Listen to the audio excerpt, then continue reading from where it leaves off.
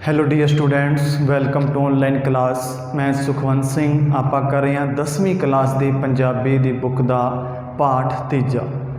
इस विच आपां श्री गुरु अमरदास जी की बाणी की प्रसंग सहित व्याख्या और सार कुछ कर लिया सी शब्दों का, उन्होंने बाणी का तो कुछ आपां करना है। पिछली वीडियो के विच आपां मन तू जोत स्वरूप हैं उस बाणी ते आपां व्याख्या की, प्रसंग सहित आप व्याख्या समझी, सार समझिया। फिर अपना जोड़ा टॉपिक उस तो दूजी सी बाणी सतियाँ ए न आखियाँ, यदी पहली व्याख्या पहलियां कुछ काव सत्तरां आप कर लिया सन। हुण आप इस वीडियो के विच जिहड़ी दूजी व्याख्या जिहड़ी अपनी रह गई आप उसनूं करांगे। सतियाँ ए न आखियाँ, तो ये अपनी सतियाँ के न आखियाँ दूजी व्याख्या कंता नाल तो लैके भज जाए, इतों तक है। पहला आप काव सत्तरां पढ़ते हैं, फिर आप प्रसंग सहित व्याख्या करांगे। कंता नाल महेलियां सेती अग जलै, जे जाने पीर अपना, जे जाने पर अपना ता तन दुख सहाय। नानक कंत न जानिए से क्यों अग जलाई, पावें जियों कै मरो दूरों ही भज जाए। महेलियां भाव है जी इस्त्रियां, कंता नाल भाव जिउंदे पति दे नाल, सेती भाव नाल ते जिउवें के मरे, चाहे वह जिउवें चाहे वह मरे। अपना प्रसंग है सामने लिखा हुआ है। एक काव सत्तरां साडी पंजाबी दी पाठ पुस्तक ਸਾਹਿਤ ਸੁਗੰਧੀਆਂ ਵਿੱਚ दर्ज श्री गुरु अमरदास जी की बाणी सतियाँ ए ने आखियां विचों लईयां गईयां।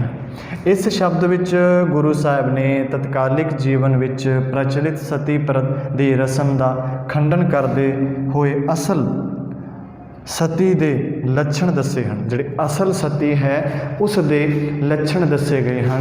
इस विच भी असल सती आपां किस नूं आख सकते हैं, तो जिवें कि पिछली वीडियो दे विच आपां जिहड़े गुरु साहब दी जिहड़ी सतियाँ ए आखियां पहले जिहड़े ने आप कुछ पंक्तियां कीतियां सन, हुण आपां इस दी व्याख्या करांगे। तो इस विच गुरु साहब फरमाउंदे हैं कि असल सती इस्त्रियां अपने पति दे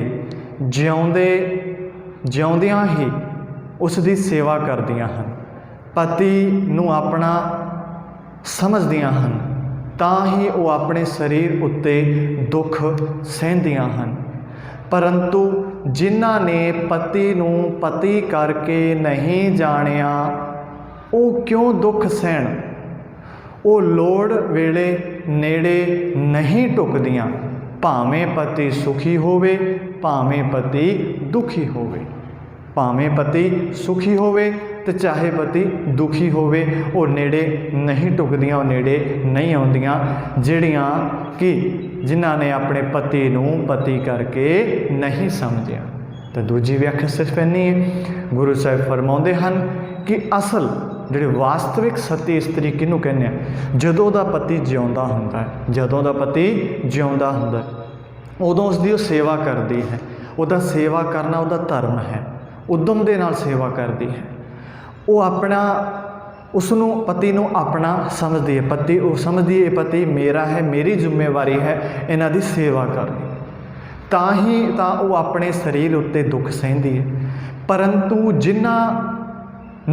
जिन्हां ने पति नूं पति करके नहीं समझिया, जिन्हां ने अपने पति नूं पति करके नहीं जानिया नहीं समझिया, वो क्यों दुख सहंदियां, वो लोड़ वेले भी नहीं टुकदियां, भावें पति सुखी होवे भावें पति दुखी होवे, उन्होंने कोई फर्क नहीं पैंदा, क्योंकि उन्होंने पति नूं पति करके नहीं जानिया।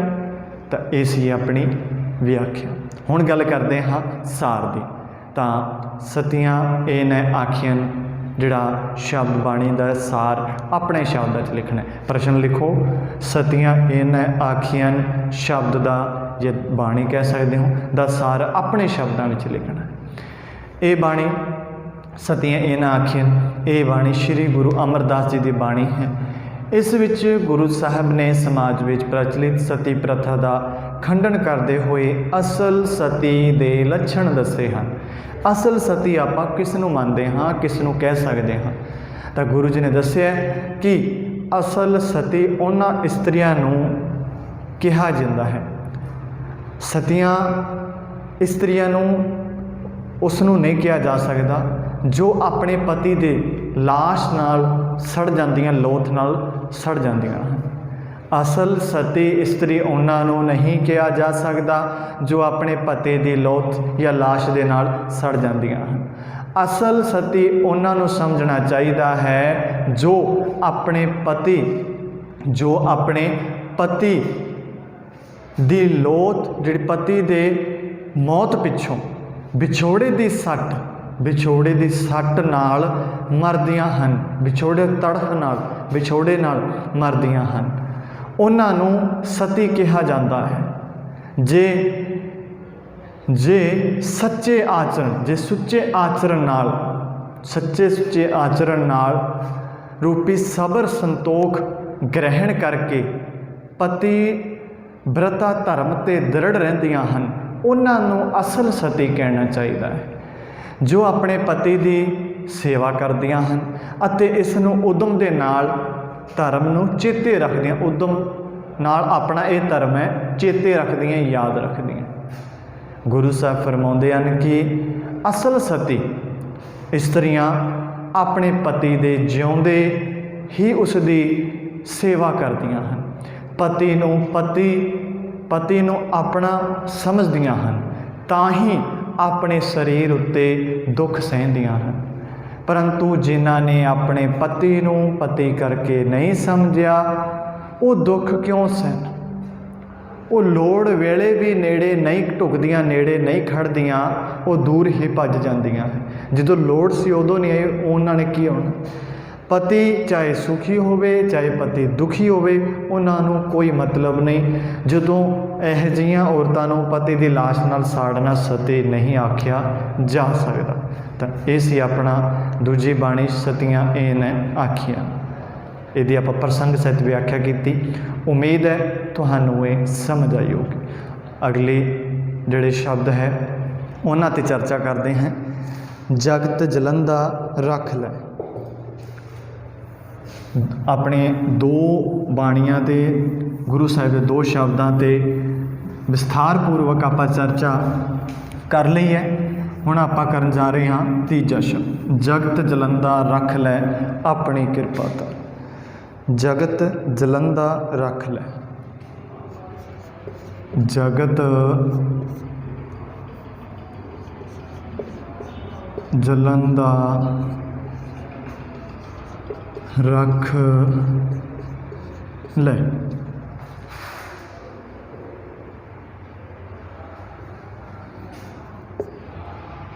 ਜਗਤ ਜਲੰਦਾ ਰੱਖ ਲੈ। ਤਾਂ ਆਪਣੀ ਇਹ ਜਿਹੜੀ ਬਾਣੀ ਹੈ ਸ਼ੁਰੂ ਹੁੰਦੀ ਹੈ ਜਗਤ ਜਲੰਦਾ। ਜਗਤ ਜਲੰਦਾ।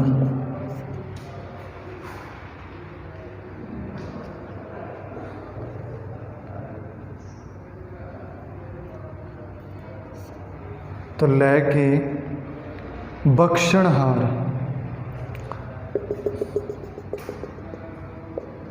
ਬਖਸ਼ਣਹਾਰ।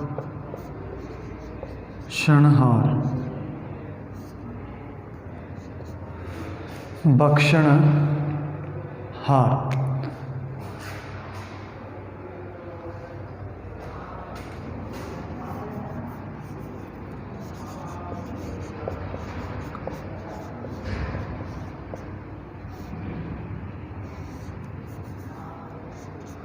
ਇੱਥੋਂ ਤੱਕ ਆਪਾਂ ਪ੍ਰਸੰਗ ਸਹਿਤ ਵਿਆਖਿਆ ਕਰ।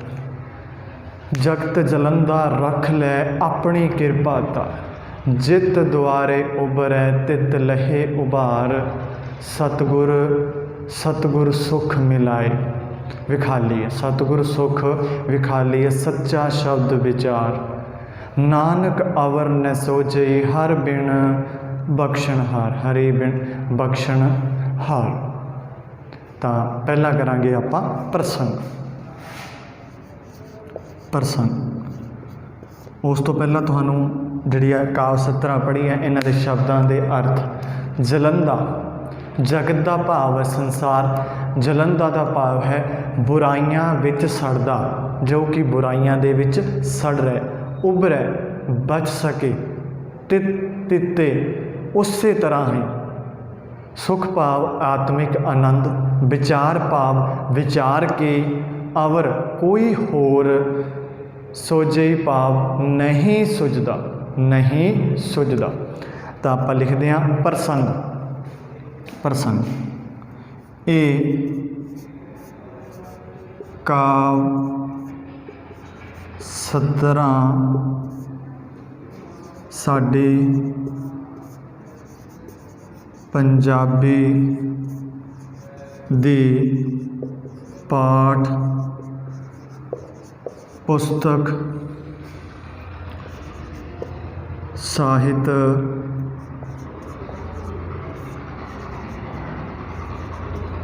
सुगंधियाँ,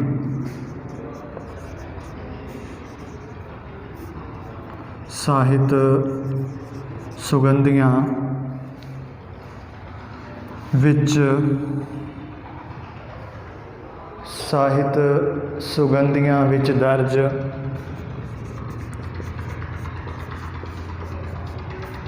श्री गुरु अमरदास, श्री गुरु अमरदास जी दी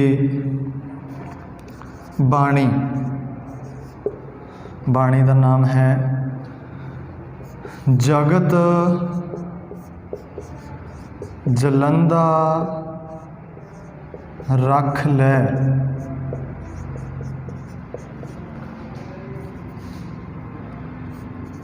विचों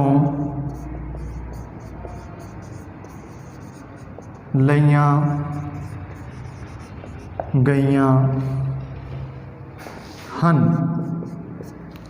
विचों लईयां गईयां हन। इस विच गुरु साहिब ने परमात्मा अगे बेनती की है। इस विच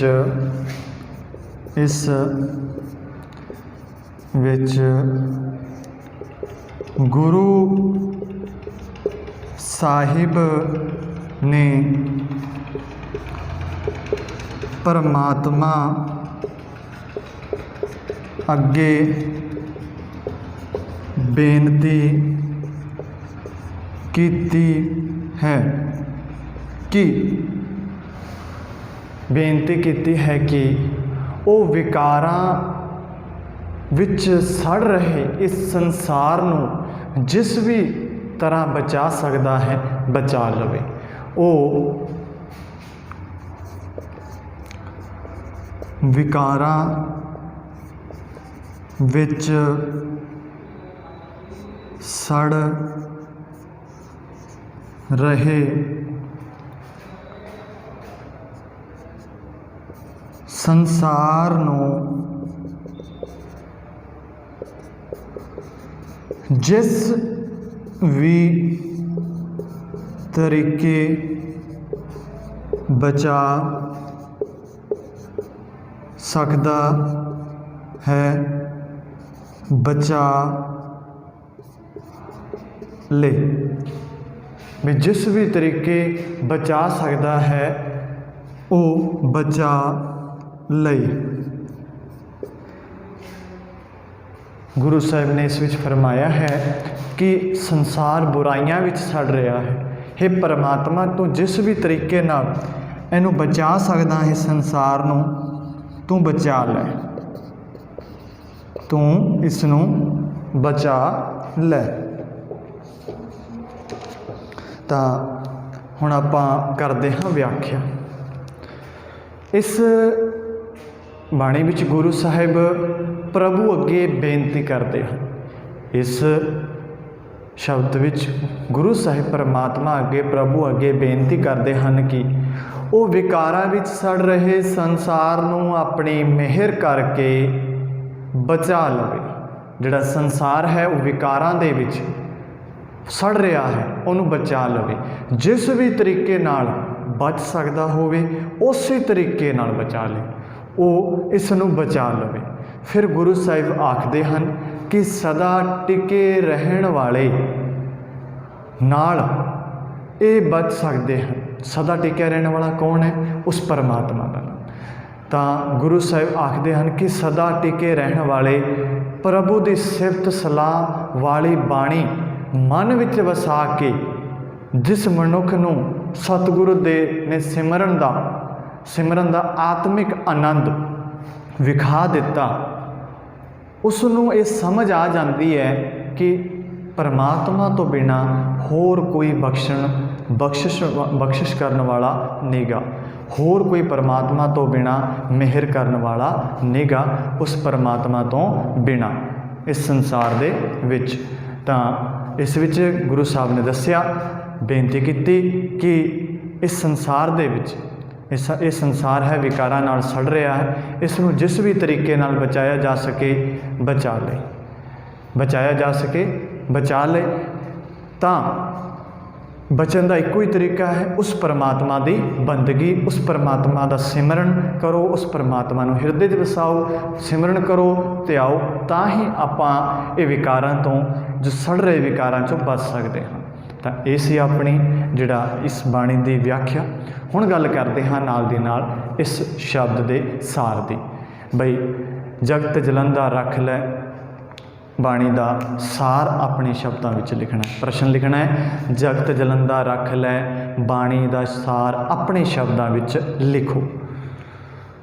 जगत जलंदा रख लै बाणी श्री गुरु अमरदास जी की बाणी है। इस बाणी विच गुरु साहिब ने परमात्मा अगे बेनती की है कि वह विकारां बुराइयां विच सड़ रहे इस संसार नूं जिस भी तरीके नाल बचा सकता है बचा लवे। गुरु साहिब ने सड़ रहे इस संसार नूं, विकारां विच सड़ रहे संसार नूं परमात्मा अगे बेनती की भी तेरी मेहर की लोड़ है परमात्मा, जिस भी तरीके नाल ये बच सकता होवे उस तरीके नाल इहनूं बचा लो।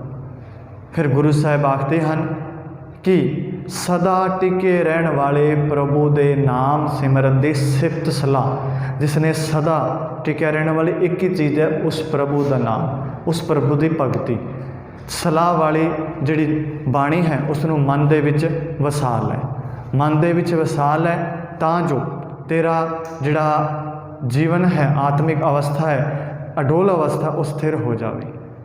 ये शब्द ये समझ आ जाती है कि परमात्मा तो बिना होर कोई बख्शिश करने वाला निगा, सिर्फ परमात्मा ही मेहर कर सकता है, परमात्मा ही मेहर कर सकता है। तो ये सी अपना अज दा इत्थों तक दी आपां बाणी ते चर्चा की।